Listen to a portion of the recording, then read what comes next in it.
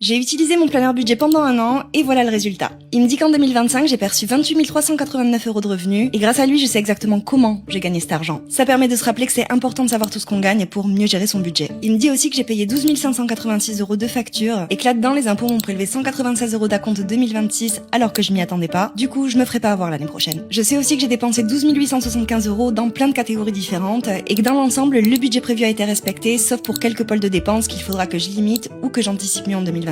Avec tout ça, je sais aussi que j'ai terminé l'année en positif de 2 927 € et que j'en ai épargné la quasi-totalité. Et ce qui est intéressant, c'est de savoir que là-dedans, j'ai activement mis de côté 4 778 €, dont 3 591 € investis sur mon PEA. C'est plutôt pas mal pour une première année dans l'investissement, je crois. J'ai aussi sorti 1 852 € des épargnes que j'avais déjà constituées par le passé. Ça fait un peu mal, mais c'est aussi à ça que ça sert de gérer son budget. D'ailleurs, je vois aussi que cette année, j'ai utilisé 45% de mon budget pour les factures, 45% pour les dépenses courantes et 10% pour l'épargne. C'est pas mal pour une année où on a eu pas mal d'argent à sortir pour les travaux de la maison, mais clairement en 2026, je vais essayer de viser les 20% d'épargne. L'avantage, c'est que je sais que c'est réalisable parce que j'ai déjà posé mon plan annuel et comme les épargnes de précaution sont déjà complètes, je vais pouvoir me focus sur l'investissement en 2026. Tout ça, là, ça aurait pas existé si j'avais pas un jour pris la décision de vraiment gérer mon budget. Alors en 2026, je vais continuer de remplir mon planeur toutes les semaines parce que ça fait du bien de se voir progresser et c'est encore mieux quand on sait comment on a fait. Je te fais des bisous.